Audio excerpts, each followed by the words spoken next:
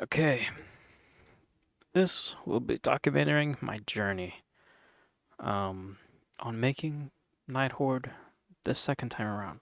This microphone, I swear, used to be able to twist, but it can't apparently. Anyways, first off, this is about the second day, technically the first full day that I've had to work on the game. This is what we've got so far. Just gonna record some notes and some feedback I have from myself. So first of all, we have the castle built. I want to say it's way too big. I think it's a 15 by 15 by 15 square. 15 by 15 square. Um, I think we may have to reduce it down to 11 or 13 by 13 or 11 by 11 because it just seems way too big. Like if we stand in this corner, it's gonna take us a long time to get to the other corner. I put these guys here. These four guys were just to measure speed and distance. We have the blend tree for the idle, into the walking, into the running, into the side strafing.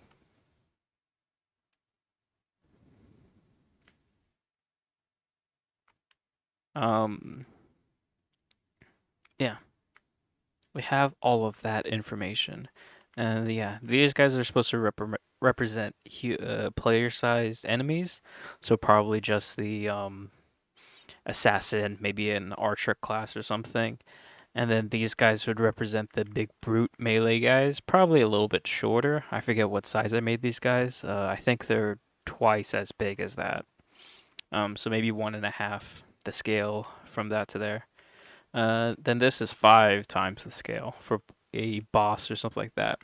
And as you can see, the thing that we have with the camera right now, the way I have it set up is that I just have it as a child to the player. So that's why the camera can move with the player, but that causes the thing to where it's mouse controlled. If I look up, we no longer see the player, and if I look down, we no longer see anything really. Um, I think I'm gonna have to get back into doing the Cinemachine, I think it's called, or something like that, in Unity. The Cinemachine will let me have like a whole rig around the player and constraints that the player always has to be on screen so that way when I look up like this, it doesn't just show me the sky and I can't see anything anymore.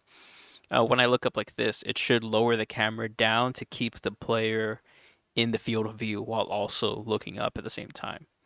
And then the same thing with looking down, it'll bring me above the player while looking down on the player, so it's not cut off like this. Um, but yeah, this is the inner castle. I want to say the inner castle is a 5 by 5, which is pretty spacious. I don't think it's gonna be enough for the third level. I'm probably gonna have to do you know, a magic. It's bigger on the inside than it looks because I think this is an okay size for the castle. It looks pretty big and daunting, but inside it just does it. Like you don't have a lot of space, especially when I start putting things in here. I don't think there will be a lot of space for the third phase of defending inside the castle. So I might just make it bigger on the inside. Obviously that's gonna be a different scene though. Are these bricks like slightly off? They are. That's a cool detail. I don't know. Kind of triggers me also, but it's kind of cool.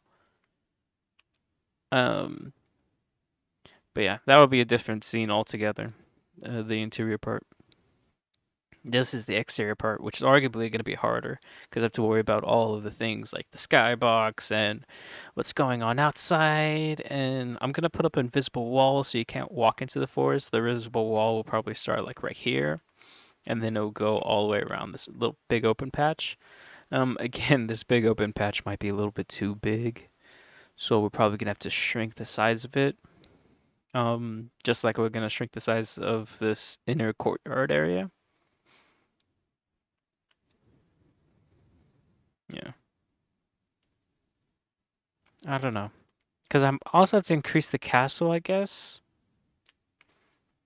because the castle has three, two courtyards, and this is gonna be the first courtyard, and then it's gonna have another courtyard in here, I guess.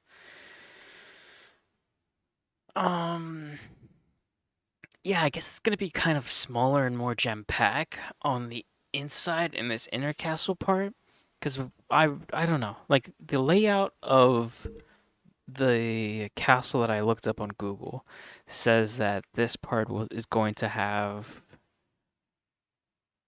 a cat. It's gonna have a courtyard, and then it's gonna have like branching off sections, and then like the throne room's like right up the middle into like a big staircase, and I like that idea kind of. Um, but yeah, if I do that though, again, this is really small. So if I want to just have it one big thing, because also my first idea when I first did this was that this entire thing was going to be an interior, and it was have like a huge like foyer, and then it would lead into like different rooms on the sides, and then the giant throne room in the middle. Um, but I don't know. The outside part is growing on me because if I do that, I don't have to make anything. I don't have to make a new level that you load into. It's just a constant backlog, and I'll just load in things as need be. But yeah, all this stuff in here would be loaded. And then there would be a staircase that would allow players to get on top of the wall and, the range characters to shoot down from and stay out. Or if they want to, they can jump down. Of course, there's going to be a gate so players can't easily go like this. If you want to get on the outside, you're going to have to climb up the wall and jump down. And then you can teleport back in the castle by clicking E on the gate, but only after a short countdown as a small little like penalty. But yeah, and then players would be able to build uh, defenses out here. However, I don't know. Um, yeah, again, this is way too big of an area, so I'm gonna have to clean that up. I tried a different grass texture that looks more like real grass, but the tiling was very noticeable. And this one, it's far less noticeable, but it's also a smoother grass texture. And yeah, the players, lifted off the ground because I'm using a capsule thing. But yeah, the player can jump. I have a blend tree for the movement. Um, yeah, that's pretty much it. I think the next thing I'm gonna work on is resizing the castle. I'm gonna have to mess around with that until I like the feel of it. Um, but yeah, right now it's at a 15 by 15. I think I'm gonna jump down because I did a 5 by 5, and that's what the inner castle is. So of course that's way too small for even the outer courtyard. But if I increase the inner castle to a 7 by 7 to give it more space over there, and this is a 15 by 15. And then we lower it down to a 13 by 13. So I think we increase that inner castle to a 7 by 7, and then we lower the outer walling to a 13 by 13. Um, yeah, yeah. See, look at that non-repeating texture right there. Does it repeat out here though? I just wonder if like that's a brown brick, and then if we rotate over here, it's a brown brick. No, I was wondering if I flip it around, would it work? But no, it wouldn't. I probably have to go in and like hand texture everything. I probably will. These are just imported assets that I got for free on the Unity store. Um, you know, when I actually get the time after I finish the game mechanics and everything like that. I'm also thinking about extending the castle to the sides because um,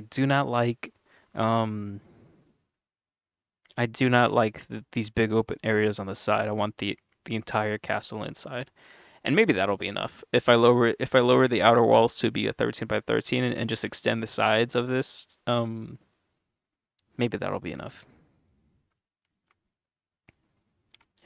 Because that's 5 by 5, but then these things are two more walls, so that's technically 5, and then plus 4, so 9. So these are 9. And then the inside will be a 13 by 13, or the outside will be 13 by 13. That's crazy. I don't know. Maybe this big space is enough. I'll see. I'll just mess around with the sizing and stuff like that. Yeah, I think that's the next step for this build. Oh yeah, and the camera with the Cine machine. Um, I'll mess with the scaling of everything and the Cine machine, and I think then I'll do another update. Uh, yeah. that's pretty much it, I guess, for this. Uh, See you in the next diary or whatever I do or update about this game.